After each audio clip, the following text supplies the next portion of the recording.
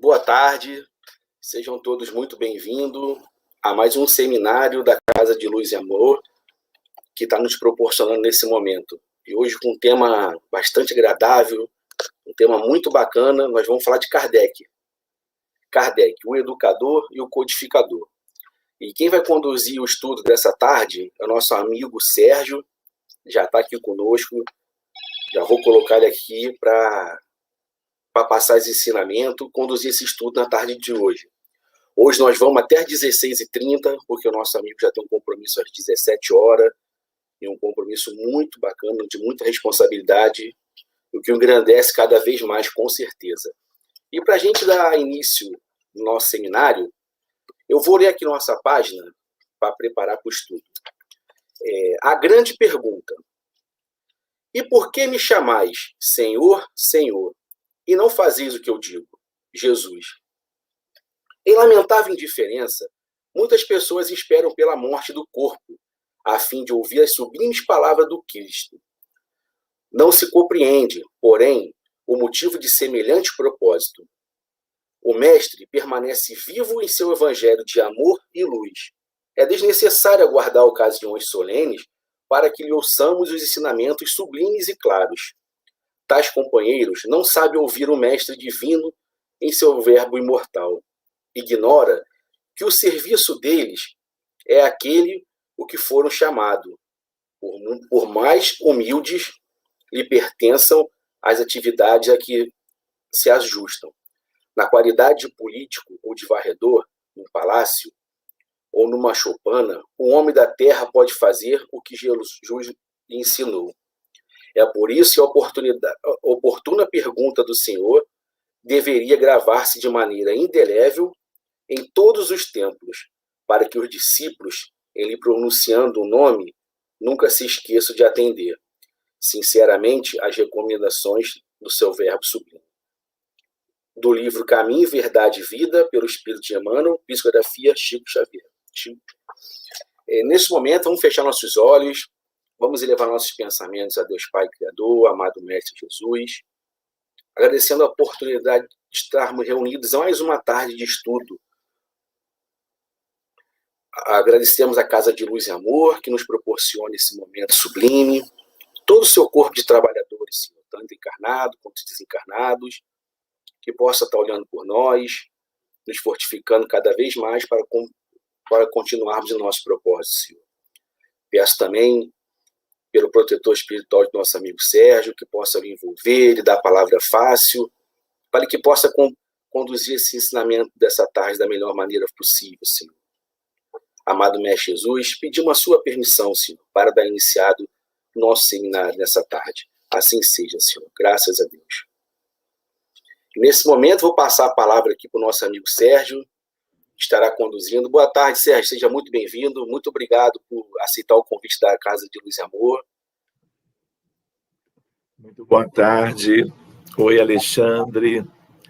Queridos amigos, a minha gratidão pela presença carinhosa de todos, pelo convite generoso dos amigos da instituição aqui no Rio de Janeiro, e que hoje, então, nesse 28 de março, nós possamos conversar um pouquinho sobre o nosso querido insigne codificador Allan Kardec, vendo algumas questões da sua biografia, inclusive para que nós, o conhecendo melhor a cada intervalo de tempo, nós possamos valorizar todo o seu empenho, todo o seu sacrifício, toda a sua vida em dedicação à causa do Consolador prometido.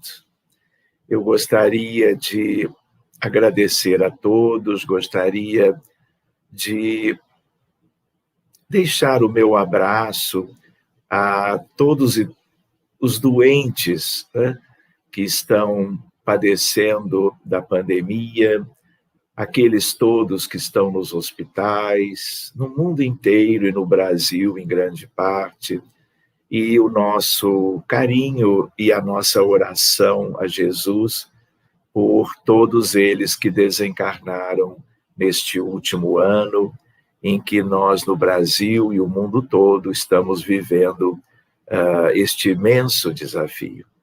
E que nós, ao lembrarmos algumas questões de Allan Kardec, aproveitemos para pedir a ele, para pedir aos benfeitores da nossa humanidade que nos envolvam, que nos ajudem a superar estes dias tão difíceis. Mais uma vez, muito obrigado pela oportunidade. E então nós gostaríamos de apresentar algumas imagens como um roteiro para nós. Nós estamos no 28 de março, daqui a 3 dias, no dia 31 de março, nós estaremos lembrando da data da desencarnação de Allan Kardec, há 152 anos, quando do 1869. Que nós também lembremos a data do seu nascimento, o 2 de outubro de, na verdade, 3 de outubro de 1804, mas outubro ainda está longe, mas normalmente estas duas datas nós sempre nos lembramos. Esta é uma imagem, eu diria, especial de Allan Kardec, feita por um determinado pintor recentemente, e que nos dá uma ilustração muito simpática, bonita da sua figura. Quando nós trabalhamos o título Allan Kardec, o educador e o codificador, os motivos são muito simples, porque Allan Kardec era como que um professor, não é? Vamos dizer, do que seria um professor de 2º grau hoje, e ele se deteve em várias disciplinas ou matérias, como se dizia, não é? Envolvendo várias questões de idiomas, de aritmética. Então, ele era uma pessoa não só extremamente culta, mas dedicado às escolas, e praticamente a maior parte da sua vida profissional teve a ver com esta sua atividade. E a questão dele como codificador é o seu trabalho derradeiro, é o seu trabalho, a nosso ver, claro, como espíritas, o mais importante, porque a partir dele ter visitado, a convite de um amigo, as mesas girantes, ele percebeu que por trás daquela fenomenologia haveria uma causa inteligente. E como não se podia ver nada além daqueles que estavam em torno das mesas, pessoas comuns, homens e mulheres da sociedade parisiense da época, não é? Ele começa, então, a se interessar pelos fenômenos ocultos, invisíveis, mas que claramente, especialmente estes, como que trariam a suposição de uma causa inteligente e, portanto, de seres inteligentes, pessoas invisíveis que seriam os espíritos. Nós todos sabemos que as coisas na história da doutrina espírita começam antes, com os precursores, muitos deles médiuns, em diversos lugares do mundo. Depois nós vamos ver a questão das irmãs Fox, dos fenômenos de Hydesville, de um mascate que havia desencarnado naquela casinha humilde chamado Charles Rosnan, e nós vamos ver que isso depois é levado para fenômenos já na Europa, na França, e que foram chamando a atenção e os devidos cuidados de Allan Kardec, preparadíssimo para uma missão que, de certa maneira, começaria ali. Então, aqui nós temos uma outra imagem, acredito que ninguém conheça, porque esta é uma imagem rara, ela é uma imagem recente, é uma pintura mediúnica de um nosso amigo aqui do Rio de Janeiro, médium há muitos anos, que é o Lívio. E este é um quadro nada mais, nada menos da fisionomia do rosto de Allan Kardec por Rembrandt, comparecendo, né, e pintando mediunicamente pelo amigo Lívio Barbosa. E como eu gosto muito desta imagem, eu a coloquei agora no início para dividir com os amigos que possam estar nos acompanhando. Vale a pena que nós conversemos um pouquinho para nós nos lembrarmos, né, que nós estamos aí há mais de 150 anos, um século e meio, de quando o codificador viveu, né? Então, sempre vale lembrar a respeito das suas biografias, que nós temos que buscar aqueles que ou testemunharam presencialmente, né, com a convivência, portanto, com Allan Kardec, ou aqueles que mais adiante, após a desencarnação do nosso querido codificador, eles foram estudar a respeito dele, né? Então, a primeira biografia é de um francês também, chamado Henri Sauce, e ela é datada do final do século XIX. Então, aqui nós temos duas capas diferentes, uma delas sugerindo a ideia de uma reunião mediúnica em torno de uma mesa, né, aparentemente com um desenho de Allan Kardec no centro da imagem, e do outro lado, agora uma edição pela FEB, que é, de novo, a biografia de Kardec, e que vale muito a pena a leitura, é a mesma de Henri Sauce, só que com uma tradução nova, daquele que, aliás, pelo seu conhecimento da língua francesa, reviu inúmeras obras, originalmente em francês, não é? Fazendo, não digo uma nova tradução, mas uma revisão das traduções anteriores, que é o nosso irmão da FEB, Evandro Noleto Bezerra. Muito bem, são duas capas diferentes, mas a mesma biografia.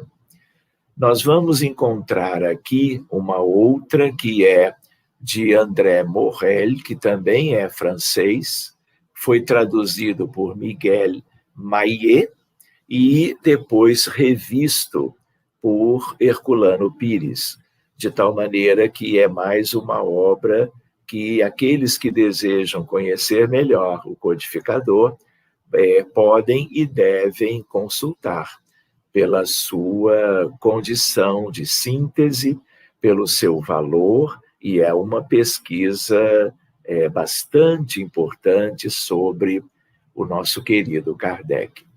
Aqui nós vamos encontrar, meus amigos, uma biografia a mais, que é aquela que foi feita por Zeus Van Tuyl, diretor da FEB, colaborador da Casa Máter durante muitos e muitos anos, né? E Francisco Thyssen, que é meu pai.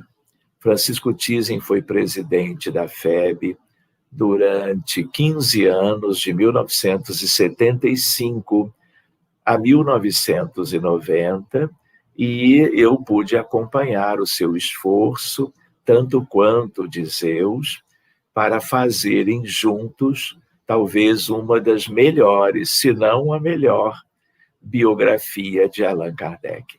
Então, aqui nós temos como que a imagem do volume número 3, e eu queria lembrar aos amigos que nós temos aqui o volume 1, o volume 2 e o volume 3.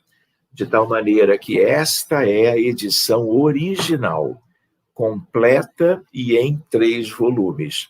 A única coisa é que ela, hoje em dia, está esgotada, né? E aí, o que aconteceu? Quando foi em 2004, por ocasião do bicentenário do nascimento de Kardec, houve um congresso mundial em Paris, tudo escolhido em homenagem ao codificador, e a FEB entendeu, na época, uma diretoria já depois da do Dr. Juvanir Borges de Souza, já numa nova presidência do nosso querido Nestor Mazotti. Zeus Van Tuyl colaborou nisso, no sentido de uma edição em 2 volumes, enxugando, de certa maneira, um pouco a obra original, né? E aí, as edições que se sucederam foram todas em 2 volumes. E nós temos exemplares desta revisão bibliográfica nos 3 idiomas. Então, aqui nós temos os 2 volumes em francês, temos os 2 volumes em português e os 2 volumes em espanhol, que foram os 3 idiomas escolhidos pela diretoria da FEB para promover esta biografia, que é alcançável até hoje. Em 3 volumes, vocês podem obtê-la em como que sebos ou vendas online, daqueles que vão se desfazendo desses seus como que originais. Então, esta é uma biografia, no caso, muito valiosa para quem a tiver e para quem desejar fazer a sua leitura e a sua pesquisa. Às vezes as pessoas me pedem para comentar, não é? Há uma ideia de que Francisco Thyssen tenha sido o livreiro de Kardec, que foi Didier. Então, isso sugere que o conhecimento que Francisco Thyssen tinha a respeito da vida e da biografia de Kardec, ele já a possuía na vida anterior, como o livreiro tão dedicado às obras da codificação.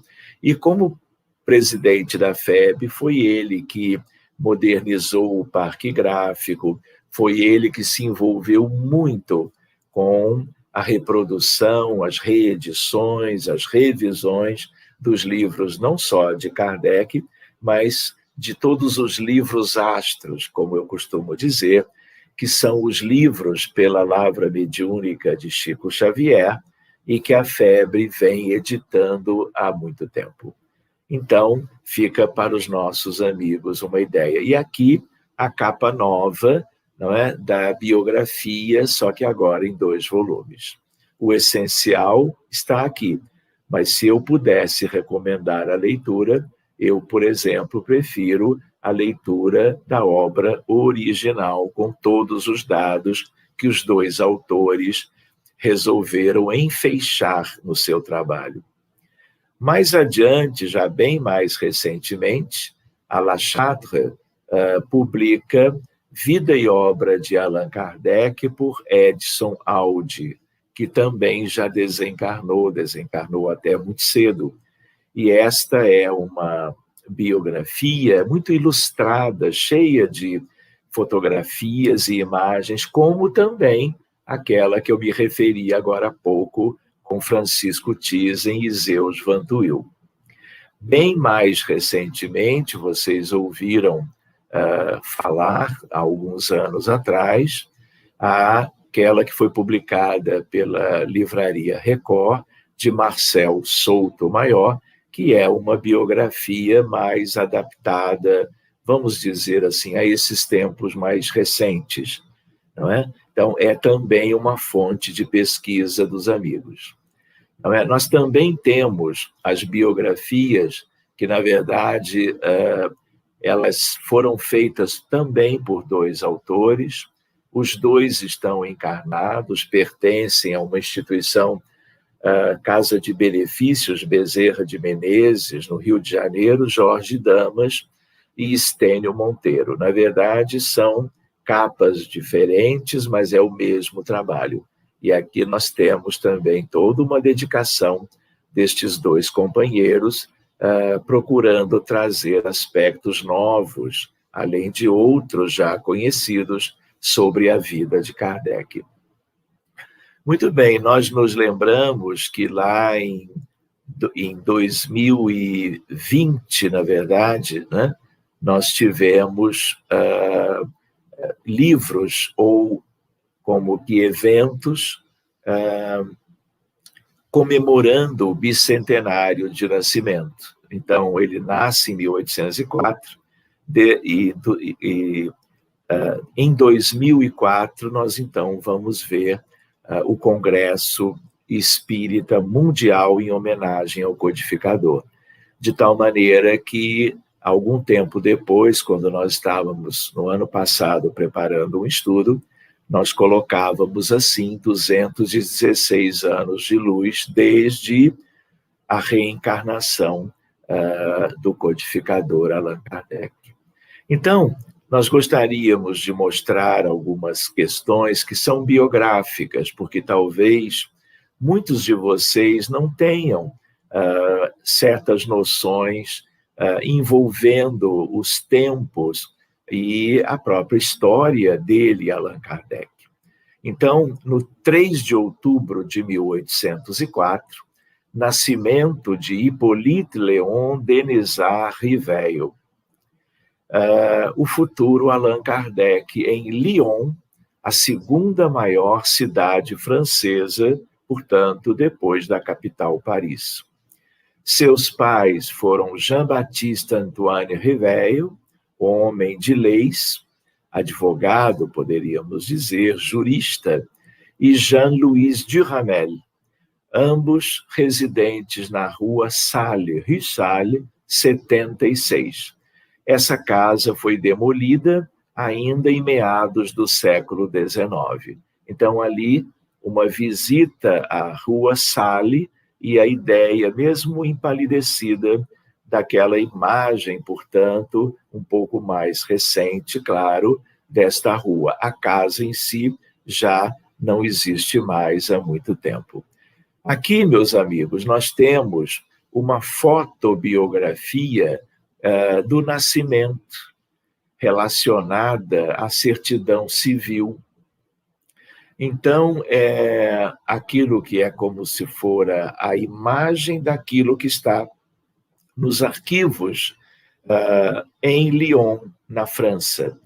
E se vocês olhassem com um pouco mais de proximidade, vocês talvez vissem, não que isto seja tão importante, mas a palavra Denisard escrita com S e não com Z, como se costuma escrever. E a palavra Denisard vindo antes. Então, não é Hippolyte Léon Denisard Rivail. Olhando ali, é Denisard Hippolyte Léon Rivail. A ideia de certidões que mostram como ele havia sido registrado à época. Então, olhando para essa imagem, nós podemos traduzir o documento, e aí é mais ou menos assim: aos 12/20 de maio, ano 13, certidão de nascimento de Denisard Hippolyte Léon Rivail, nascido ontem à tarde, às 7 horas, filho de Jean-Baptiste Antoine Rivail, homem de lei, morador em Bourdelin e atualmente em Paris, e de Jean-Louis Duhamel, sua esposa. O sexo da criança, observando com detalhe aquela imagem anterior, foi reconhecido como masculino. Testemunhas principais, aí vem alguns nomes que eram conhecidos dos pais do codificador. Por requisição de Pierre Rodamel, médico, morador a uma determinada rua. Leitura feita e por todos assinada, constatada por mim, prefeito, abaixo assinada, de tal maneira que ali, então, a imagem do que houve naquela altura, há 220, Na verdade, 217 anos atualmente. Então, questionava-se se Denizar teria sua grafia correta com S ou Z, e, em geral, nas obras todas com Z. Pois bem, agora com o facsímile do documento original, vindo diretamente do governo francês, verificou-se que o nome correto seria o que está agora abaixo, Denizar com S. Hippolyte Léon Riveil. E isto está na biografia dos nossos amigos Jorge Damas Martins e Estênio Monteiro de Barros, cuja capa, à moda antiga, vocês podem enxergar. Só para que nós nos situemos, né, a cidade natal Lyon, de Allan Kardec, a sua localização na geografia da França, lembrando que Riveil ficou em Lyon até 1815, portanto, na altura de 11 anos, ele vai residir em Paris. Região marcadas pelos cumes de suas montanhas, é hoje a que reúne o maior número e as mais famosas pistas de esqui do mundo. Essas estações se mesclam com os vilarejos espalhados pelos vales, é considerada a capital do esqui alpino. Muito bem, então aqui nós temos uma imagem com um bonde, uma fotografia, uma imagem antiga. Lyon tem tradição milenar, foi a capital da Gália, vejam só, ainda no tempo do Império Romano. E vocês lembram, não é, da origem do nome Allan Kardec, que tem a ver com os gauleses e a Gália. E, por algo que não deve ser coincidência, Allan Kardec vai renascer em Lyon, na França. Então, aqui a Lyon do século XIX, portanto, nos tempos de Kardec, na Rua da République, que é uma das ruas principais de Lyon até hoje. Aqui uma imagem também antiga, e nós temos toda uma coleção destas imagens, exatamente por isso as colocamos aqui para os amigos, numa arquitetura de prédios tipicamente francesa, como se encontra mais comumente na própria Paris.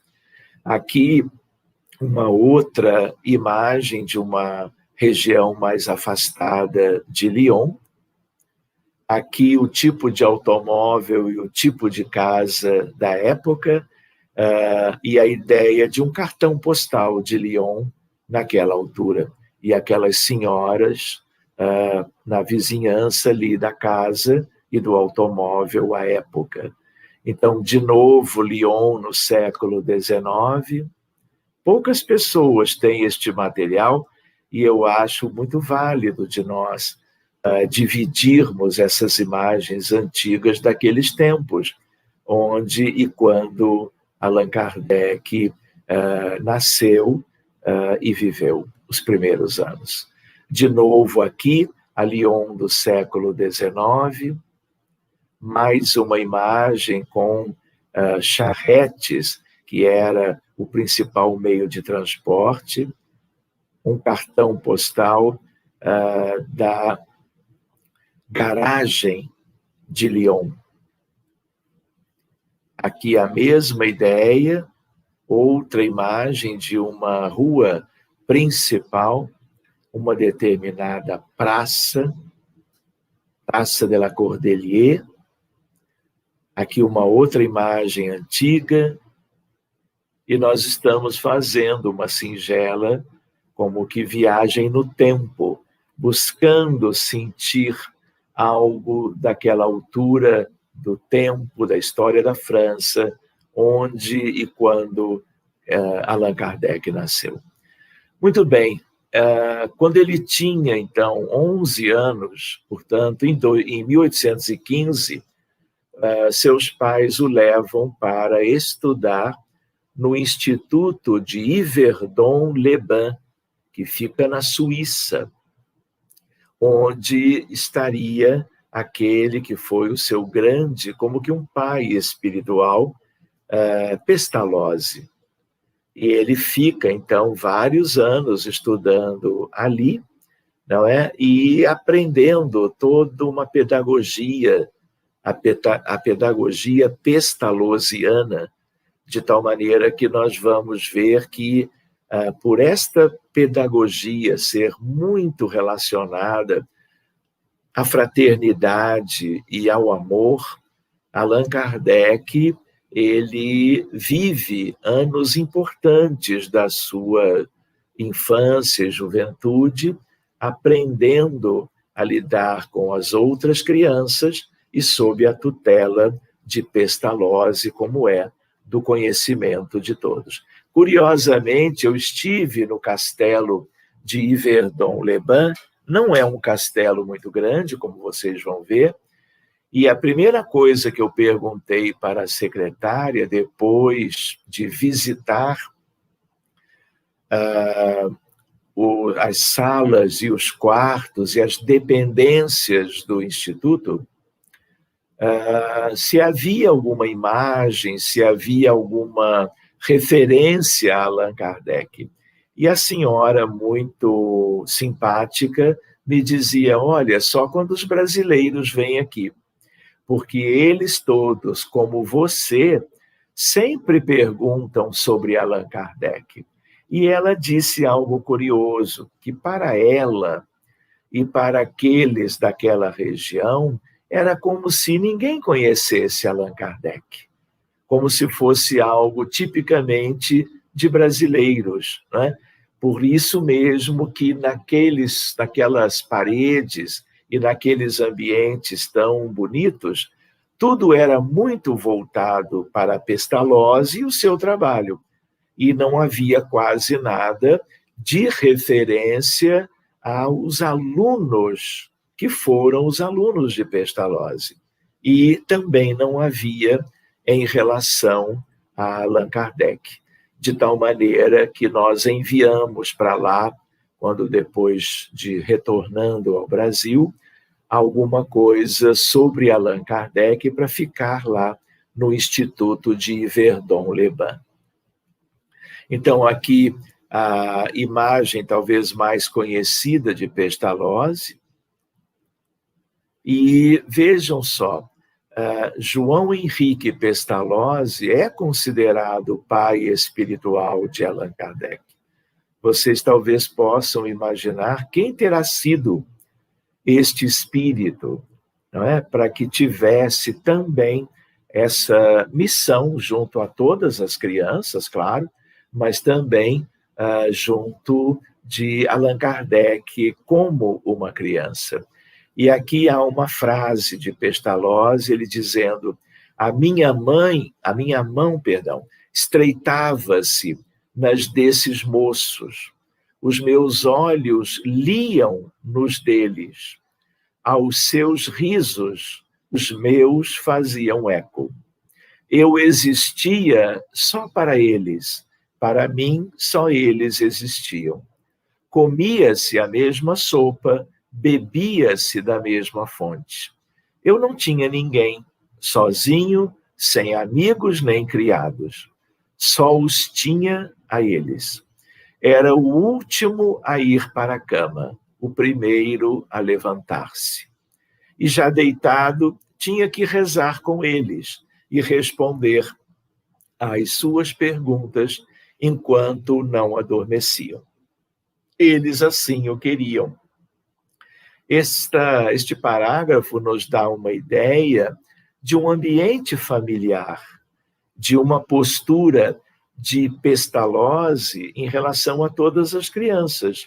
E foi neste ambiente que, durante alguns anos, Allan Kardec esteve em meio a toda uma fraternidade, uma amorosidade naquele que era o lar-escola, a escola-lar destas crianças, incluindo Allan Kardec.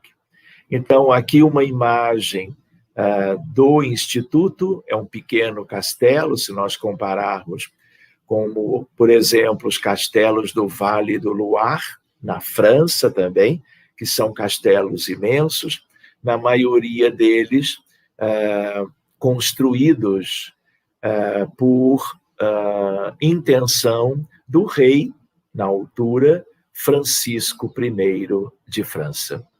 Aqui uma imagem vista de cima, do mesmo Instituto de Verdun-les-Bains. Aqui uma imagem ainda antiga, mas que se pode ver com mais nitidez.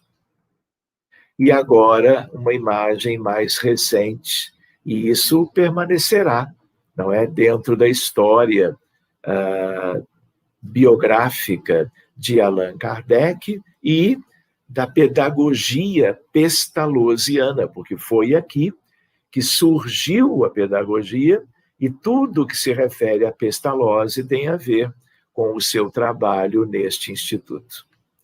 Em 1822, então já aos 18 anos, ele sai de Verdun-les-Bains e vai morar em Paris, já, portanto, no início da sua vida adulta. Não há certeza plena sobre essa data. Sabe-se que em janeiro de 1823 já residia a Rue de la Harpe 117. E aqui está uma imagem dessa Rua da Harpa, mais recentemente, bem recentemente, na altura do número 58, para que tenhamos uma ideia agora já em Paris. Muito bem. Confirma-se também que, pelo menos de 1828 a 1831, morou na Rue de Vaugirard, número 65. Isso está na biografia de Kardec. E ali uma imagem também da mesma rua nos dias atuais. Em 1824, agora com 20 anos, ele publica o primeiro livro didático, e é um curso de aritmética teórico e prático. E o método pestalozziano está aí, nas entranhas deste primeiro livro didático de Kardec. Foi publicado, claro, já em Paris, porque era em Paris que ele já residia e já havia começado o seu trabalho também como educador, também como professor. Então, reparem que se nós olharmos esta como que sequência dentro de uma tabela, nós vamos encontrar todos os livros de trabalho, de ensino como professor, envolvendo diversas matérias. Tudo isto é kardeciano. Tudo isto é do seu trabalho enquanto professor, enquanto educador. Então, ele herda vários aspectos pela convivência com Pestalozzi, e ele, então, quando já buscando a sua atividade profissional como professor, ele vai escrevendo, de tal maneira que ali nós temos os títulos dos livros e os anos gradativamente, desde 1824, ensinando as crianças a exercícios de cálculo mental, vai passando pela sucessão dos anos seguintes até 1850, quando ele vai ainda trabalhando as questões de aritmética, de cálculo e do idioma francês. Quando nós olhamos para cá, nós vemos que temos aí um quarto de século da vida de Kardec, publicando e dando aulas com estes livros didáticos da sua autoria para as crianças e jovens de Paris.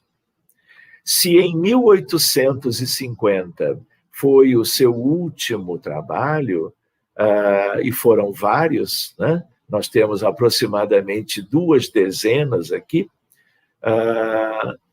1857 abril 18, a data da publicação da primeira edição de Livro dos Espíritos, aconteceria por volta de 7 anos depois desse seu último trabalho. Muito bem, 1826, vejam só, meus amigos, a fundação do Instituto Riveio. Era um instituto técnico situado na Rue de Sèvres, 35, funcionou até 1834, portanto, por 8 anos.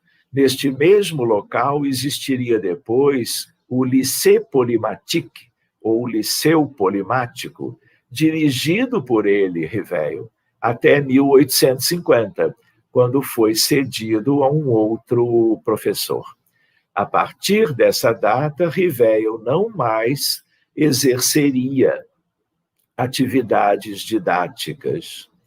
Então, atividades no sentido da elaboração de livros e também nas suas aulas nas escolas de Paris.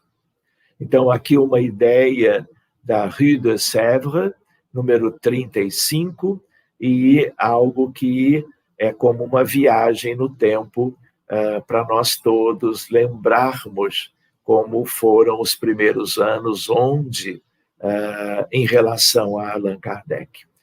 Em 1832, casa-se com Amélie Boudet, quando ele, então, tinha 28 anos. Ela seria conhecida mais tarde entre os espíritas como Madame Allan Kardec. Amélie Gabrielle era professora também e colaborou com o esposo em suas atividades didáticas. Nunca tiveram filhos, conforme está claramente na Revista Espírita de 1862. Nós poderíamos dizer Riveio e Amélie Boudet, 2 vidas a serviço do bem.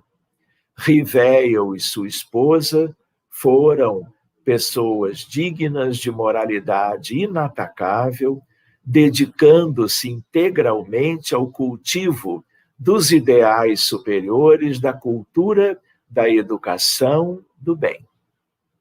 Lutaram a favor das causas da liberdade de ensino e da educação para meninas.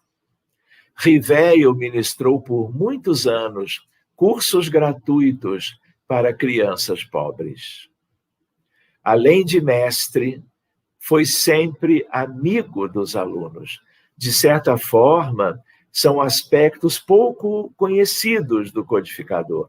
E olhando para cá, nós podemos perceber o quanto ele herdou de Pestalozzi, quando era o seu aluno e quando professor, como que ele reproduz, como que a mesma atitude, a mesma postura em relação ao alunado, às crianças que o procuravam. Do ponto de vista material, o casal Riveio levou vida simples, não raro enfrentando dificuldades econômicas. Nos anos de maiores limitações, Riveio complementou a sua receita com empregos temporários modestos, como o de contador. Vocês lembram que ele era entendido de cálculo mental, aritmética, matemática, e isso, claro, o ajudou a trabalhar como contador e ter, então, uma remuneração a partir disto. Então, vale a pena nós começarmos a ver outros aspectos e nós poderíamos lembrar, não é, de Riveio a Kardec, né? Mesmo sabendo que, então, Allan Kardec é um pseudônimo que ele passou a utilizar numa determinada altura e ele segue com este nome, um pseudônimo para todo o resto da sua encarnação. Vamos ver algumas questões que tiveram importância na história da doutrina espírita. 31 de março de 1848, a ideia das irmãs Fox se tornando notáveis no estado de Nova York, na cidade de Rochester, né? Num lugarzinho chamado Hydesville. Então, aqui uma imagem de Kate, de Margaret e de Lee, que eram aquelas médiums dos fenômenos de tipologia e que tinham a ver com o mascate Charles Rosnan. Aqui a casa, na verdade, a casa em Hydesville, onde elas estabeleceram o primeiro contato com um espírito.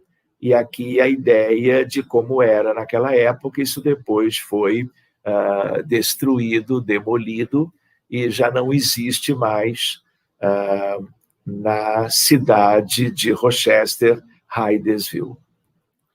Aqui, para vocês verem, né, é uma foto de um Memorial Park, um parque em memória das Irmãs Fox e dos fenômenos mediúnicos ostensivos de ectoplasmia, de efeitos físicos, chamados de tipologia, a partir da mediunidade das Irmãs Fox.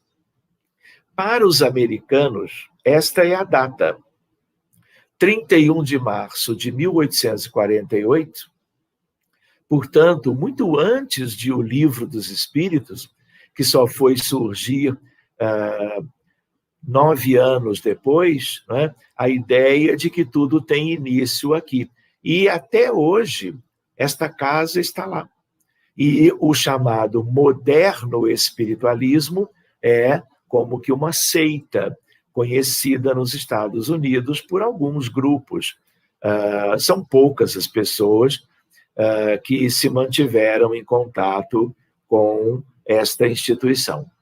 Curiosamente, como a imagem aqui denota, nós estamos vendo uma fotografia de uma biblioteca do estado de Connecticut, de mesas girantes nos Estados Unidos, antes das mesas girantes acontecerem na sociedade parisiense.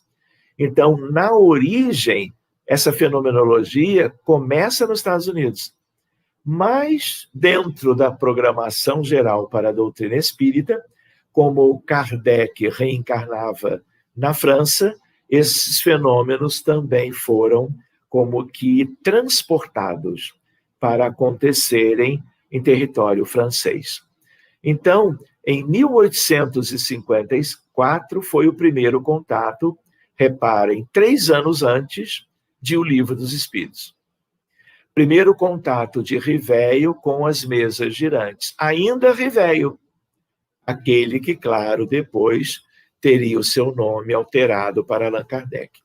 Riveio é informado pelo Monsieur Fortier, que era magnetizador seu conhecido. E aqui vale a pena nós nos lembrarmos, como diz Francisco Thyssen na biografia sobre Allan Kardec conhecia o magnetismo e era magnetizador desde os 19 anos. Ele não foi contemporâneo de Mesmer, que viveu muito tempo antes, mas ele foi contemporâneo de diversos magnetizadores franceses. Não foi por outra razão que, no âmbito da codificação, é ele, Kardec, quem diz que o magnetismo mesmeriano, eu diria, o magnetismo e o espiritismo têm tanto em comum que eles podem ser vistos como uma ciência só. Esta é uma questão para talvez vermos outro dia, quem sabe num estudo amplo, num seminário sobre magnetismo e doutrina espírita. Pois bem, embora estranhando os fenômenos, não os julgou impossíveis, já que poderiam ter alguma causa física ainda não bem determinada, porque Allan Kardec, ainda Riveio, era muito inteligente, prudente, né? Então ele ficou muito impressionado com o que viu. E isso deu ensejo a toda uma motivação, a todo um interesse que acabou derivando na publicação mais adiante de O Livro dos Espíritos.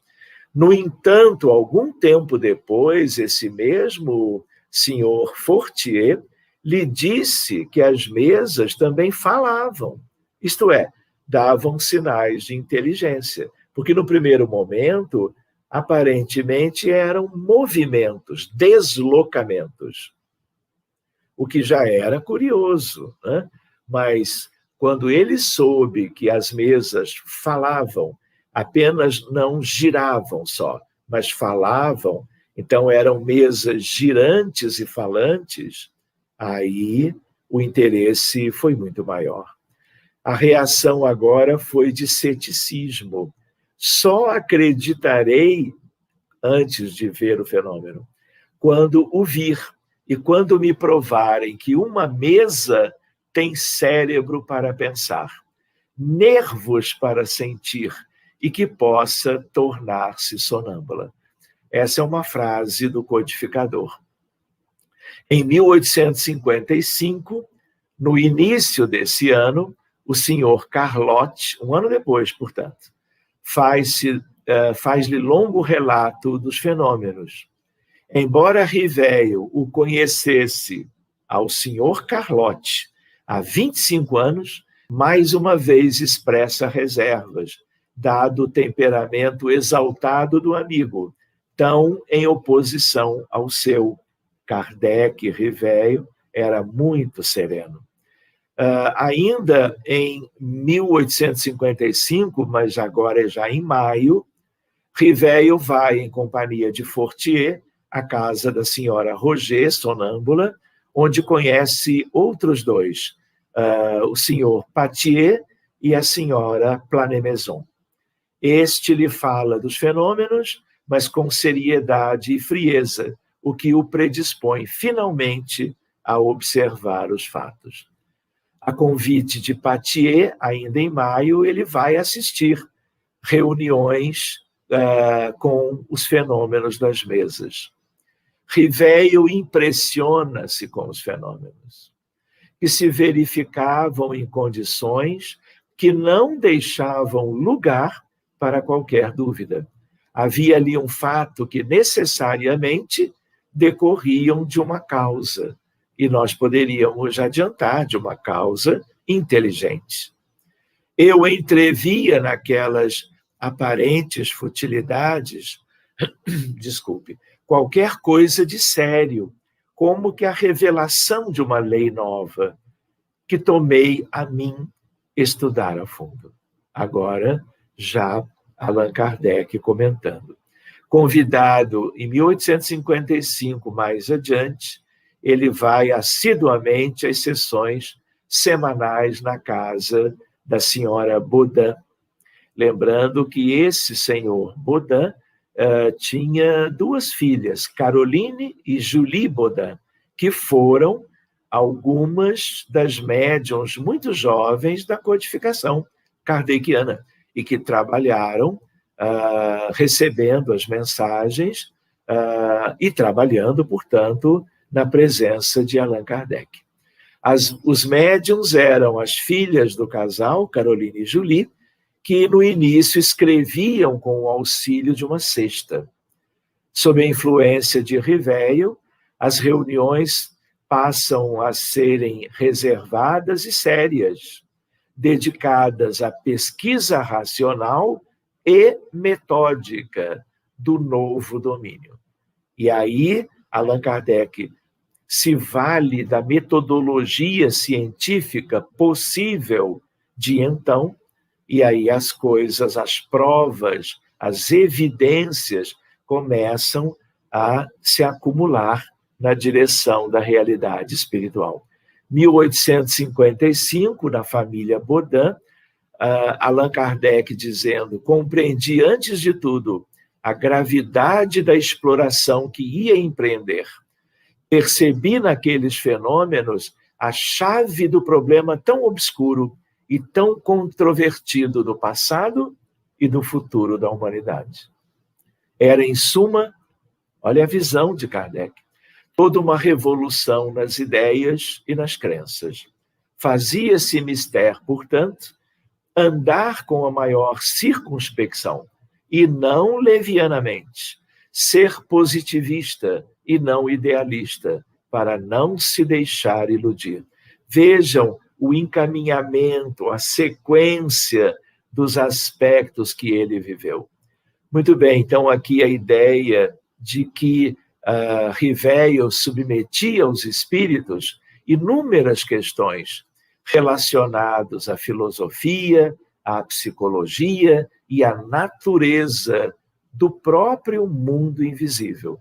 E, como vocês sabem, um grupo de intelectuais encarregou-o de analisar 50 cadernos com comunicações espirituais diversas. E tudo isso foi criando a base do Livro dos Espíritos.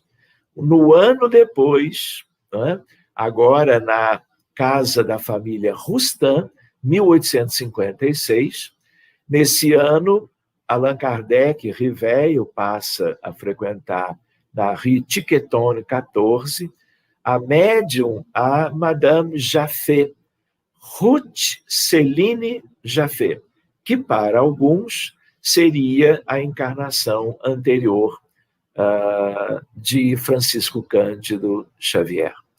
As anotações de Riveio, provenientes em grande parte das comunicações obtidas pelas senhoritas Baudin, tomam as proporções de um livro. Vejam o nascimento de O Livro dos Espíritos. Foi por intermédio de Madame Jaffé que os espíritos auxiliaram Riveio a fazer uma revisão completa do texto já elaborado. O que era isto? Era o Livro dos Espíritos. Muito bem. Em 1856, há aquela mudança de nome e a revelação espiritual para Riveio da sua missão. Isso acontece no 30 de abril, pela mediunidade de Madame Jaffé, seria então senhorita Mademoiselle Jaffé. Riveio tem a sua notícia primeira sobre a sua missão numa linguagem alegórica, e depois vieram outras de caráter mais positivo. E aí chegamos em 1857, o codificador. Passando por estas etapas que nós acabamos de lembrar em retrospecto, nós temos o momento culminante com a publicação, no 18 de abril de 1857, a primeira edição do Livro dos Espíritos. 1858, instruções práticas sobre as manifestações espíritas. Eu tenho um exemplar que era de meu pai, está ali na estante.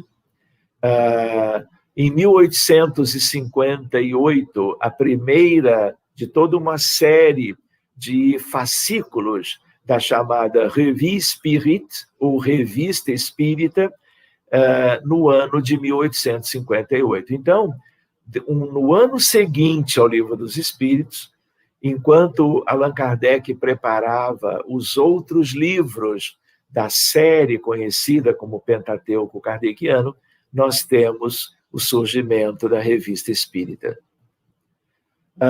A ideia de algo preciosíssimo, né?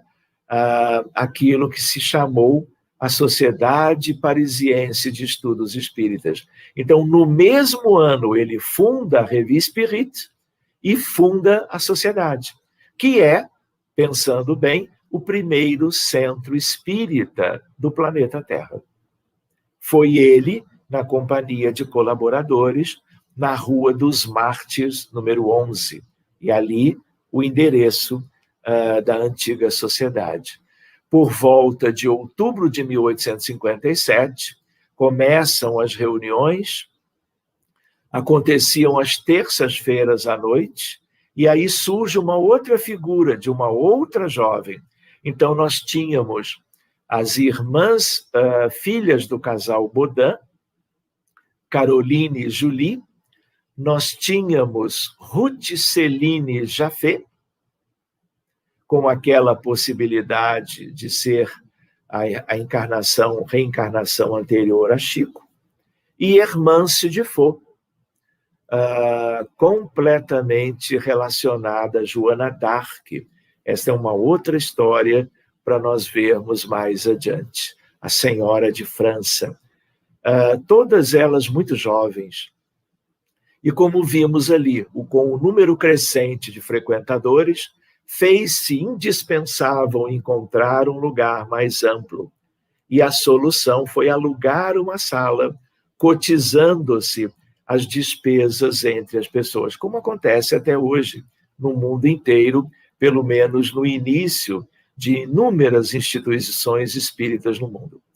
Muito bem, vários endereços foram utilizados, de tal maneira que a galeria, o Galerie de Valois, no Palais Royal, que é um lugar lindo, turístico, ainda na França de hoje, em 1858, no 1º de abril, e no ano seguinte, também, 1º de abril, um pouquinho mais ao lado, numa galeria diferente, ainda no Palais Royal. Aqui a passagem de Santa Ana, que é um endereço conhecido, este está lá até agora. Em 1860, o Centro Espírita de Kardec foi mudando de endereço e naquela altura, este da Travessa ou Passagem Santa Ana. 1859, o livro que é o Espiritismo. 1861, o Livro dos Médiuns, lembrando que nós estamos comemorando, não é, os 150 anos, na verdade, 160 anos de O Livro dos Médiuns, agora em 2011. O livro O Espiritismo na sua expressão mais simples, 1862, começam as viagens espíritas, 1862, e outras, tanto a Bordeaux, por exemplo, outras cidades francesas, a Amsterdã, a Bruxelas, de tal maneira que ele foi levando a semente da doutrina espírita a estes outros lugares, né? O Evangelho segundo o Espiritismo, em 1864, o Céu e o Inferno, em 1865, a Gênese, no ano anterior à sua desencarnação. Depois da desencarnação, Obras Póstumas, 1890, e no 31 de março de 1869, portanto, há 152 anos atrás, no Père Lachaise, que está lá, o dolmen de Allan Kardec, que é o lugar mais florido do cemitério mais famoso da França. Eu gostaria de mostrar algo que é uma consequência, né, em relação à ideia pelos frutos se conhece a árvore, né? Kardec plantou diversas linhas de pesquisa. Em termos de estudos filosóficos, o Livro dos Espíritos. Estudo científico dos fenômenos mediúnicos, aonde que temos isto? No Livro dos Médiuns, o fato espírita, a ciência espírita tem a ver com o fenômeno mediúnico. E também no livro A Gênese. A releitura das Sagradas Escrituras, com ênfase, claro, no Sermão da Montanha, capítulo por capítulo, no livro O Evangelho segundo o Espiritismo. Revelação do mundo espiritual e das condições de vida de seus habitantes, no livro O Céu e o Inferno. O estudo científico das origens da Terra, do homem e do universo. A Gênese. E ali nós temos, por exemplo, o capítulo Uranografia Geral, assinado por Galileu Galilei, da mediunidade ou pela mediunidade de um espírito notável que foi Camille Flammarion, mas ali podia parecer que era Flammarion como médium, recebendo a uranografia de Galileu desencarnado. Mas não foi isto. Na verdade, Galileu Galilei e Camille Flammarion são o mesmo espírito. Então, aquele fenômeno não foi mediúnico, não foi uma psicografia. Foi um fenômeno anímico, de desdobramento, em que Flammarion alcança, vamos dizer, toda a memória integral da própria experiência de Galileu e escreve a uranografia geral que nós conhecemos no livro A Gênese. Então, todas estas obras frutificaram. Eu poderia lembrar com os amigos, por exemplo, estudos filosóficos, releitura das Escrituras.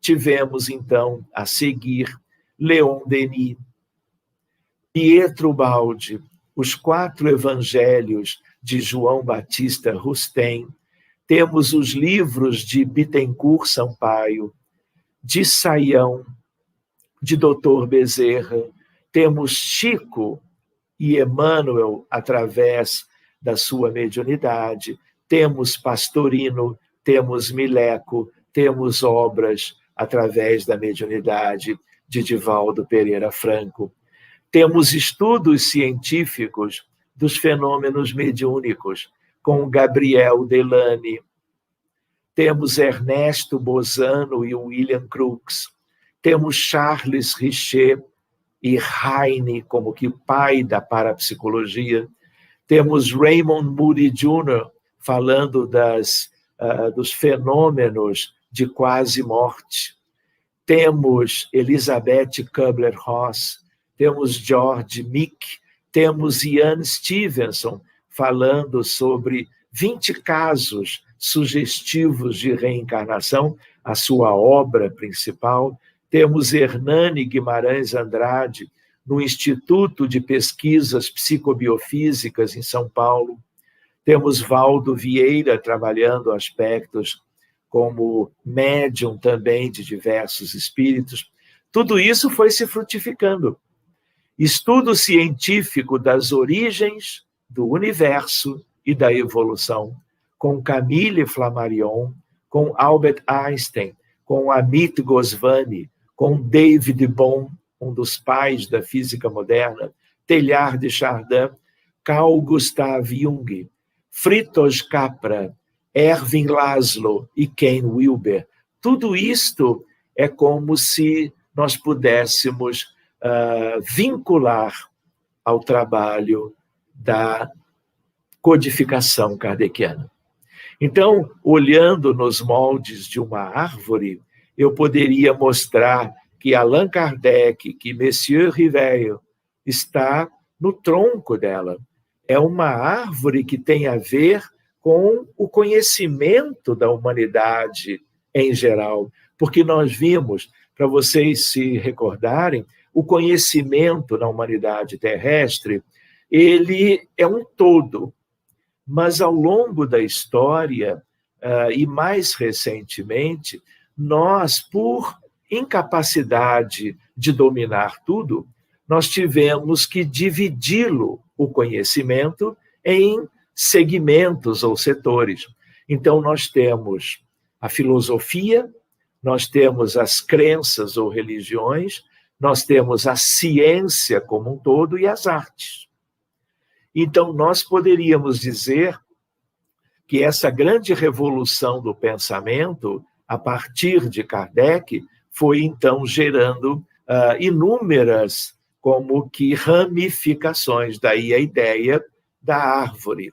Então, o livro dos espíritos, o livro dos médiuns, o Evangelho segundo o Espiritismo, o céu e o inferno, a Gênese, os 4 evangelhos de Rustem, e as coisas foram seguindo. Nós vamos vendo Dr. Bezerra, nós vamos vendo Bittencourt Sampaio, nós vamos vendo Camille Flammarion, Emmanuel, as obras aquelas dos livros falando dos evangelhos, Mateus, Marcos, Lucas e João, examinados de uma maneira extraordinária, tanto pelo Evangelho segundo o Espiritismo, pelos 4 evangelhos de Rustem, e depois por Emmanuel levando esse desdobramento adiante. Nós vemos outros autores, Leon Denis, e outros pesquisadores, Emmanuel de novo, André Luiz, na área científica. Aquele último, Ian Stevenson, aquele mais adiante, Hernani Guimarães Andrade, aquele barbudo que é Valdo Vieira. Vamos seguindo adiante. Pietro Baldi, Albert Einstein e vários outros pesquisadores. E aí nós poderíamos ver a ideia do conjunto da árvore. E nós podemos estabelecer toda uma união, porque é como uma síntese de várias questões fundamentais do conhecimento humano a serviço do nosso progresso intelectual, moral e assim por diante. Então, para nós pensarmos já buscarmos uma finalização, para vermos as eventuais perguntas dos amigos, né? A ideia do Evangelho de João e o Espírito de verdade. Se me amais, guardai os meus mandamentos, e eu rogarei a meu Pai, e ele vos enviará outro Consolador, a fim de que fique eternamente convosco, dando uma ideia de que não seria o trabalho de uma pessoa que, uma vez desencarnando, estaria distante da visão humana, né? O Espírito de verdade, que seria aquele que viria como Consolador, vos ensinará, então, todas as coisas e vos fará recordar tudo o que vos tenho dito. Está no Evangelho de João, no capítulo 14. E agora é meu pai, Francisco Thyssen, comentando sobre o Consolador prometido. São essas as dominantes do espírito de Kardec. Sua vitória é a vitória do equilíbrio e do bom senso. É a vitória do anonimato e da humildade. Notável forma de humildade que não se anula, mas que luta e vence. Como figura humana, ninguém sequer aparece nos livros que relatam a saga humana. Para o historiador leigo, quem foi Kardec? Seu próprio nome civil, Hippolyte Léon Denisard Riveiro, ele o apagou para publicar seus livros com o nome antigo de um obscuro sacerdote druida. De modo que não é somente a obra realizada por Kardec que devemos estudar, é também sua atitude perante a obra, porque tudo nesse espírito é uma lição de grandeza em quem não deseja ser grande. Francisco Thyssen, comentando sobre o codificador. Muito bem, aqui nós iríamos comentar algumas outras questões, mas poderemos deixar isto tudo para um outro momento. Há muita coisa para se examinar. Uma lembrança oportuna. Allan Kardec, Revista Espírita, 1858. espiritismo, com efeito, é um laço fraternal que deve conduzir à prática da caridade cristã todos aqueles que o compreendam em sua essência, porque tende a fazer desaparecer os sentimentos de ódio, de inveja e de ciúme que dividem os homens. Reparem que Allan Kardec escreve este parágrafo em 1858. Portanto, há mais ou menos um século e meio atrás. E reparem, meus amigos, o quanto este texto é oportuno como uma lembrança escolhida por nós agora, diante do próprio cenário do movimento espírita no Brasil e no mundo. De novo, aquela imagem de Kardec por Rembrandt, uma imagem que eu gosto porque eu estava, por aquela ocasião, não é? No início de outubro de 2004, quando, daquele congresso na França, Mundial Espírita, havia muitos brasileiros e franceses celebrando os 200 anos de nascimento de Kardec. E numa reunião final, o médium, Divaldo Pereira Franco, elabora uma psicografia escrita de um modo muito mais lento do que se poderia presumir. E aí, no final, nós temos o resultado, que é este. Acredito que muitos de vocês já tenham visto, isso está em Reformador, aliás, no mês seguinte ao Congresso, novembro.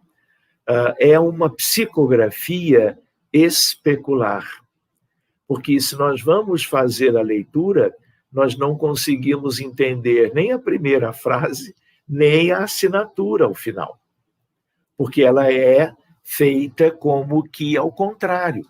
Mas quando você coloca a mensagem na frente de um espelho, você pode fazer a sua leitura imediatamente.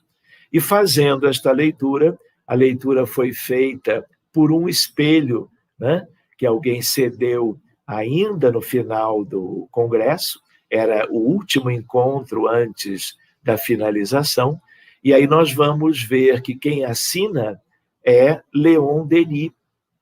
E Leon Denis escreve, ao final do congresso, isto: no mesmo ano em que Napoleão Bonaparte foi consagrado imperador dos franceses, Hippolyte Léon Denisard Rivail nasceu em Lyon, em 3 de outubro de 1804. E é claro, Leon Denis era também francês, né? Então, ele traz uma questão histórica envolvendo o reinado de Napoleão. Transferido da fogueira de Constança, em 6 de julho de 1415, o que acontece nesta altura? Na cidade de Constance, hoje República Tcheca, nós vamos encontrar ali as homenagens a Jan Hus. Jan Hus era um religioso que se opunha às questões da igreja de então, que era uma igreja como outra qualquer, já completamente distante do cristianismo primitivo de Jesus, dos apóstolos e dos discípulos, até aquela mudança quando do tempo de Constantino Magno. E aí, então, a igreja se une ao Estado e tudo começa, historicamente, a sofrer mudanças. Ocorre como que uma humanização do cristianismo primitivo, com 2 aspectos. Um deles positivo, porque a partir da união dos cristãos com o Estado, a perseguição oficial deixou de existir. E as vidas que foram sendo sacrificadas dos cristãos durante praticamente quase 4 séculos deixou de existir. Mas, por outro lado, submetido aos interesses políticos do Estado, as questões essenciais foram se perdendo. Isso todos conhecem da história. Então, da fogueira de Constança foi onde desencarnou Jan Hus. Para os dias gloriosos da intelectualidade de Paris, Kardec dedicou-se ao apostolado da doutrina ensinada e pregada por Jesus. Sua vida e sua obra testemunham sua grandeza. E Leon Denis o chama missionário da verdade. Nós, diz ele, os beneficiários de vossa sabedoria, porque possivelmente Allan Kardec desencarnado também estava por ocasião daquele encontro em Paris. Agradecemos emocionados e pedimos humildemente, orai por nós, vós que já estáis no reino dos céus. É uma homenagem sintética, mas profunda e bela, e que eu guardo, todos podemos guardá-la nos nossos corações, agradecendo tanto a Leon Denis como ao codificador Allan Kardec. Então, reparem, já nos preparando para a conclusão, num trabalho de orientação aos órgãos de unificação, elaborado pela FEB, publicado em 1963, Dr. Bezerra dizendo, seja Allan Kardec não apenas crido ou sentido, apregoado ou manifestado, a nossa bandeira, mas suficientemente vivido, sofrido, chorado e realizado em nossas próprias vidas. Sem essa base, é difícil forjar o caráter espírita cristão que o mundo conturbado espera de nós pela unificação. É outra mensagem que é como um alerta para nós, após aquela outra que eu havia lido antes, diante do cenário atual do movimento espírita no Brasil e no mundo. Aqui eu gostaria de colocar a fotografia de meu pai, Francisco Thyssen, por uma coincidência. Hoje é um 28 de março. 28 de março coincide com o seu aniversário. Ele nasceu em 1927 e ele estaria, então, completando 94 anos, se ainda estivesse conosco. Lembrando dele que havia feito aquela preciosa biografia em 3 volumes de Allan Kardec, e lembrando também a ideia de que ele, que tudo indica, teria sido o livreiro Didier, trabalhou dedicadíssimo a Allan Kardec e às obras básicas da codificação. Muito bem, meus amigos. Ele nasceu em 1927 e desencarnou em 1990. Muito bem, meus amigos. Eu gostaria de interromper agora, porque nós já estamos como que às 4h30 da tarde, no horário de Brasília, Rio de Janeiro, São Paulo, e nos colocarmos à disposição do nosso anfitrião, que é o Alexandre, para que então nós possamos ver algumas questões dos amigos.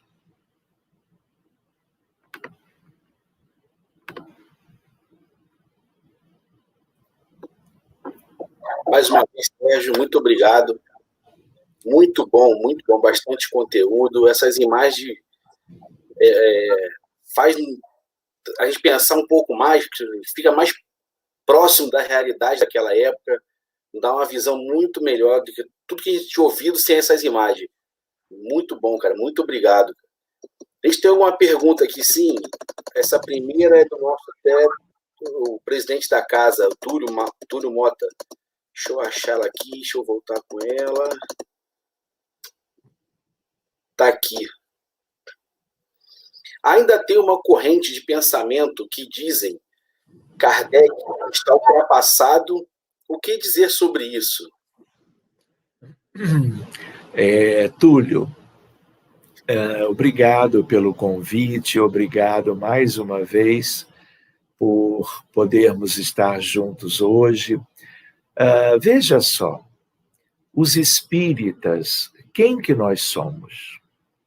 Nós somos um conjunto de espíritos em condições muito diferentes, que viemos, num primeiro momento, a renascer no Brasil, para conhecermos aqui, ao longo das gerações, né, no âmbito do movimento espírita, a doutrina espírita.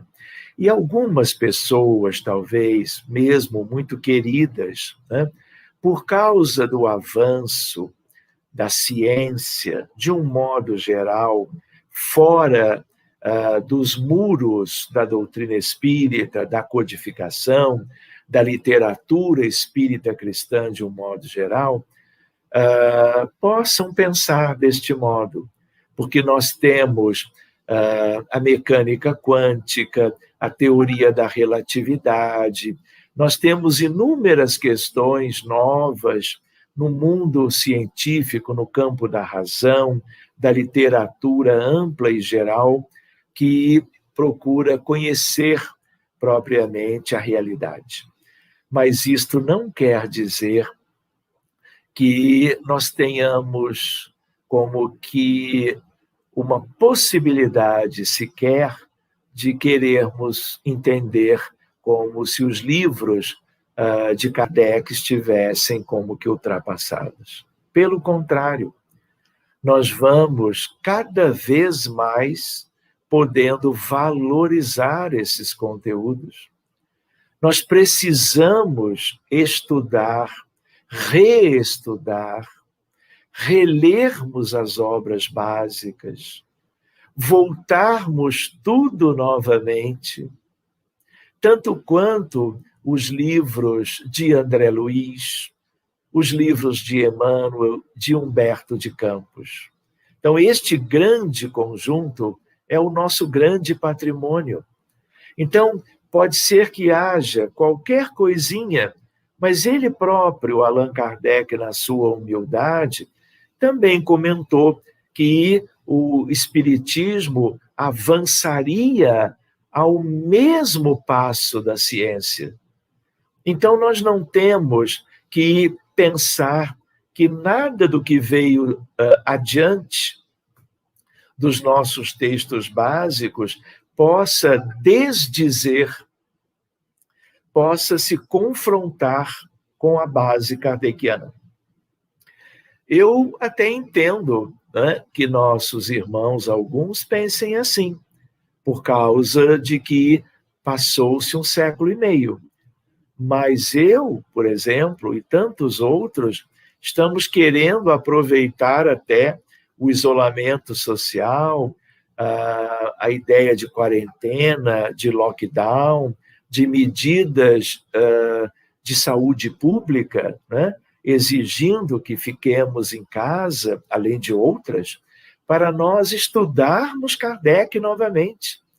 Assim como ontem nós conversávamos com Décio Iandoli Júnior, com um colega outro médico numa live sobre medicina e os livros de André Luiz. E nós vamos ver que André Luiz antecipou aspectos da medicina atual em 70 anos, antecipando. A medicina precisa estudar André Luiz. Olhem o que eu estou dizendo, palavra de médico, de professor de medicina. Então, eu diria, Túlio, eu não concordo com isto, respeito, mas o que eu entendo é que falta Kardec para os espíritas. Em que sentido? Os livros estão aí, não é? Falta darmos continuidade a todo o restante do conjunto das obras espíritas kardecianas, que são ainda, muitas delas, além do Pentateuco, completamente desconhecidas do público espírita. Quem leu a Revista Espírita? Muitas vezes leu uma página ou duas de uma série que, aliás, está aqui, ó. Exatamente essa é a série. Então, reparem, Kardec, sempre, estudemos Kardec com detalhe. De novo, quantas vezes forem necessárias, toda vez que nós pudermos lembrar que conhecemos alguma coisa, mas nos falta muito desse conhecimento essencial. Obrigado, Túlio.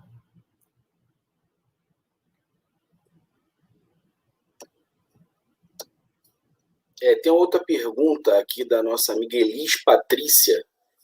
Ela coloca: Doutor Sérgio, essa é a nova obra de Allan Kardec ou é outro livro? Me perdoe por perguntar.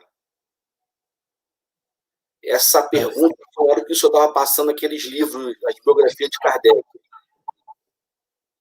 Quando eu estava passando a biografia, na verdade, ali são várias biografias de autores diferentes, né?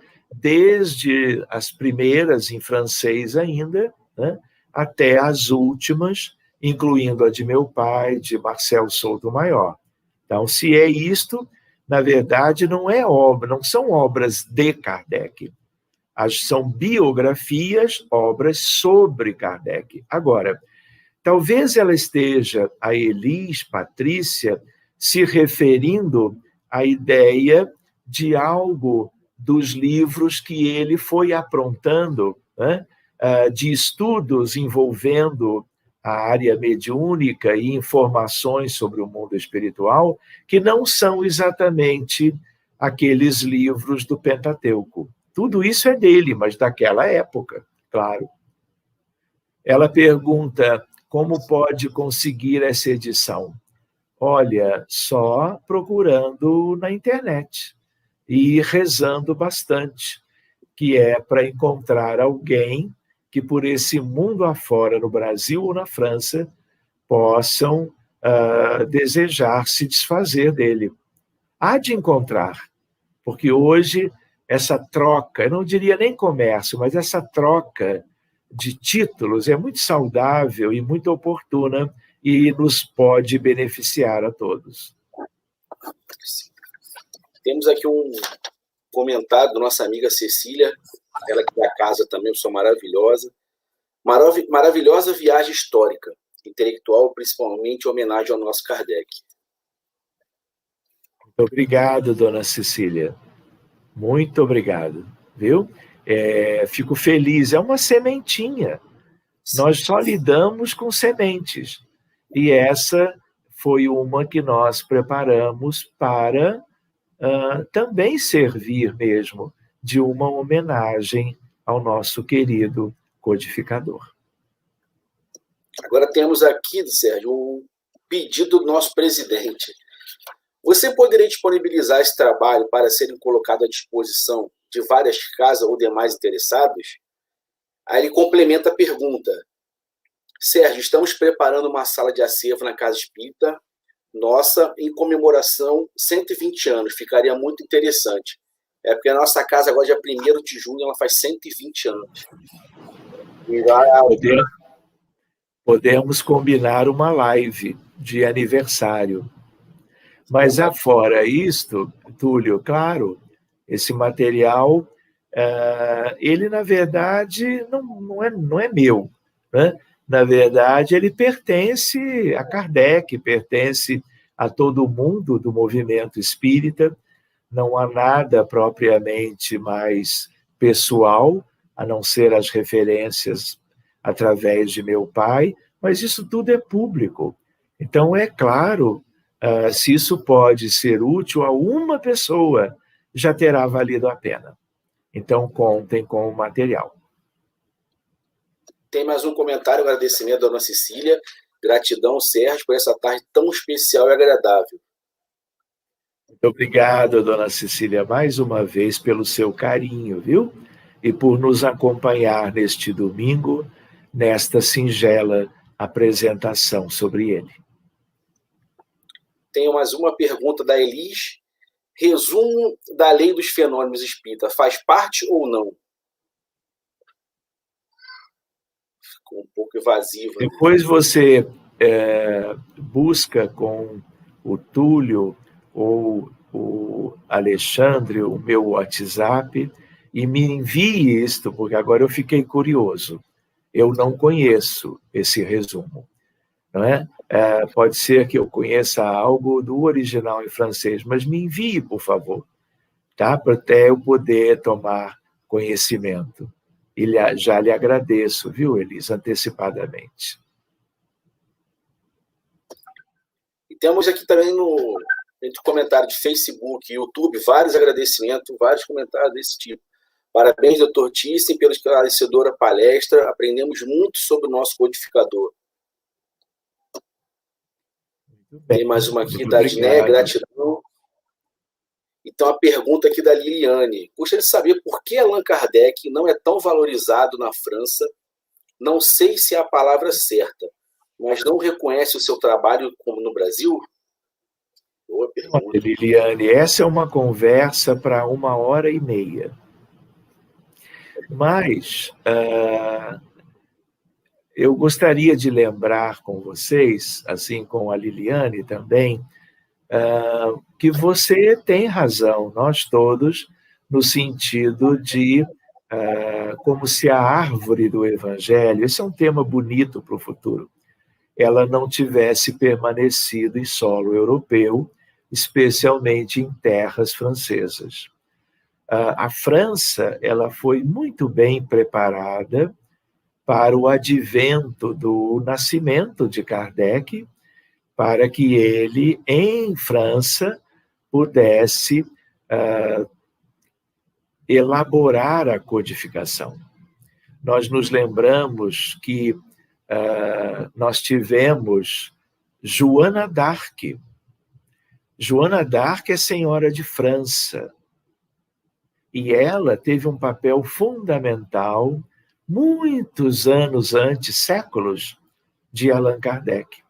Porque a França vivia sob domínio da Inglaterra. E era preciso libertar a França do jugo inglês.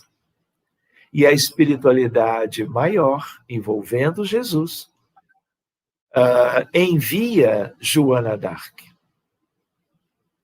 E Joana d'Arc, muito jovem, era uma médium extraordinária. Ela tinha a sua espada, que nunca foi manchada de sangue, mas através dela a França foi liberta. Foi um primeiro passo. Depois nós tivemos o iluminismo francês, trazendo as luzes das inteligências dos iluministas, ou através deles, não é? Jean-Jacques Rousseau, d'Alembert, e muitos outros, né? Diderot, inclusive, que talvez, tudo indica, tenha sido também uma reencarnação anterior de Francisco Thyssen. Depois da grande luz trazida na coletânea de toda a literatura mundial em francês, na enciclopédia do Iluminismo, nós tivemos a Revolução Francesa, que teve o seu lado como que triste e violento, não é? Com a guilhotina e tantos aspectos desnecessários, mas a ideia era de se criar a França livre e uma república francesa para que acabasse a monarquia. São mecanismos da história para que a França fosse preparada para o espiritismo surgir nela. Então, olhem quantas providências sucessivas para isto. Pois bem, Allan Kardec veio, fez o seu trabalho maravilhoso e central, né? Depois vieram, muito perto de Kardec, 4 franceses, como está por Humberto de Campos no livro Brasil, Coração do Mundo, Pátria do Evangelho. Gabriel Delany, Camille Flammarion, Léon Denis e João Batista Roustem. Franceses ainda, fazendo parte da base, das raízes, vamos dizer, do conhecimento novo pela doutrina espírita. Mas ali aconteceram algumas coisas, mas talvez a mais importante delas tenha sido o planejamento. Para o surgimento, tivesse que ser na França, em plena Europa do século XIX. Mas havia todo um planejamento além deste, e a reencarnação de milhões de espíritos, franceses também, no sentido de estarem vivendo várias vidas em França e em vários outros lugares todos do mundo, para que a árvore viesse a se concentrar no Brasil. Então, meus amigos, pode ser meramente dentro de uma estratégia invisível aos nossos olhos, porque tudo que é relevante ficou invisível. Aos poucos, nós íamos levantando os véus desses conhecimentos históricos.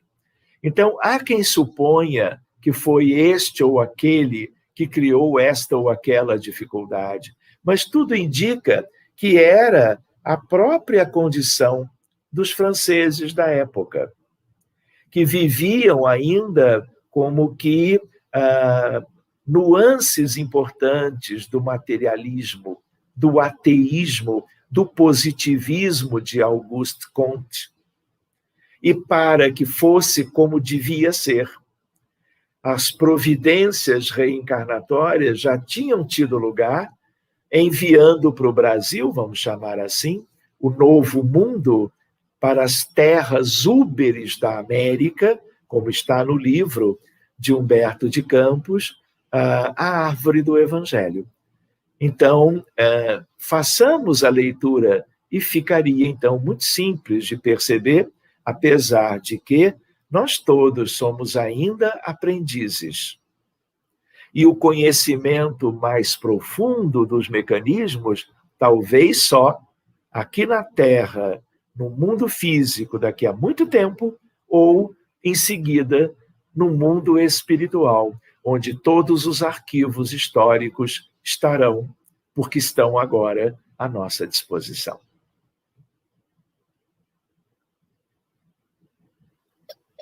São 16h47. Dá para mais uma pergunta ou já está dentro do horário? Né? Umazinha. Deixa eu pegar aqui o nosso amigo Tony. Deixa eu ver aqui. Aqui. Sabemos a importância da codificação, mas tem algum livro que se destaca? Exemplo, o Evangelho é toda a moral cristã que fala para cada um de nós da nossa reforma íntima. Luiz, todos os livros são importantes, os 5 pelo menos, né? Mas o Livro dos Espíritos é o livro fundamental. É o livro, se você tivesse, por um lado, que escolher um, seria o Livro dos Espíritos. Mas são 5. Então, eu poderia sugerir ao amigo, leia ou releia o livro dos Espíritos e depois, por causa do que você trouxe, a importância de Jesus, lembrando que doutrina espírita é Jesus de volta, através do Consolador que ele havia prometido. Então, todo o sermão da montanha está na obra O Evangelho segundo o Espiritismo de uma maneira sintética.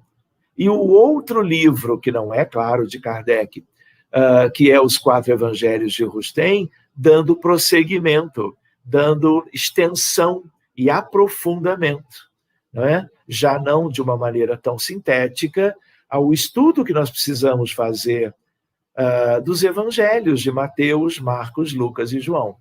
Então, diante das agruras da humanidade de hoje, diante do sofrimento que há, diante da necessidade de termos esperança, crença na vida futura, entendimento sobre quem somos, de onde nós viemos, que mundo é esse, o que nós estamos fazendo aqui, como será a vida futura no próprio planeta Terra, eu acho que estes dois livros são fundamentais. Mas eu te diria, não deixe de ler os outros. Nós temos um longo caminho em busca do conhecimento espírita. Que nada nos detenha.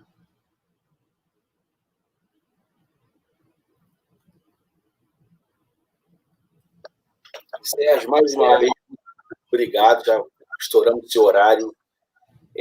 Votos fraternos da Casa de Luz e Amor para você, para a tua casa. Esperamos você aqui mais vezes, que possa estar contribuindo conosco. Foi muito bom mesmo. Uma tarde muito gratificante. Valeu, Alexandre. Obrigado a vocês todos, amigos que ficaram até agora, até o fim. E gratidão como que expressiva de minha parte. E falar de Kardec junto a amigos queridos é sempre algo muito alegre para mim. Que possamos nos encontrar combinando outros temas. Muito obrigado, um feliz domingo e que oremos por tantas vítimas no Brasil e no mundo em função deste contexto tão penoso da pandemia que nós temos hoje. Eu deixo um abraço para todos e vou, então, encerrando a minha participação por agora, para entrar imediatamente numa outra que se chama Prece pela Humanidade. Muito obrigado, um forte abraço a todos e até breve. Obrigado, Alexandre, obrigado, Túlio. Nós agradecemos, muito obrigado. Um lindo trabalho, gratificante poder partilhar esse momento com o senhor.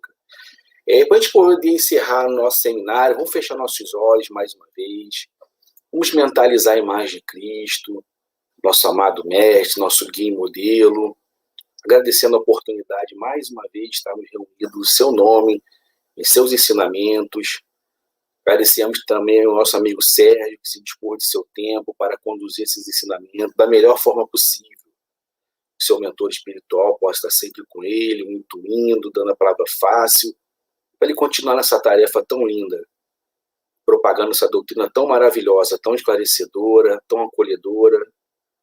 Agradecemos a todos aqui que pôde acompanhar conosco, ou aqueles que vão ver um pouco mais à frente, que podemos ser luz nesse momento tão tenebroso, Senhor. Podemos sair daqui bem fortalecido, bem melhor do que entramos. E pedimos também, amado Mestre Jesus, que toque no coração daqueles que não te conhecem, toque no coração daqueles que estão governando nosso país, nossos estados, nossos municípios, para que eles possam fazer o melhor de nós, Senhor.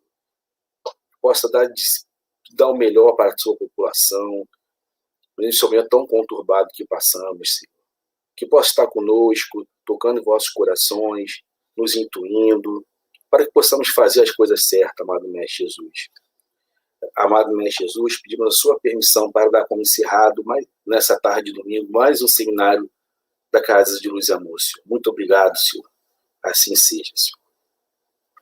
E vamos deixar aqui nosso recado também, que nessa quarta-feira, dia 31, continua o mês do Alerta à Evangelização Infanto Juvenil e Lares, e temos a palestra com o tema A Geração Nova e o Futuro da Terra, com a Rosana Silva.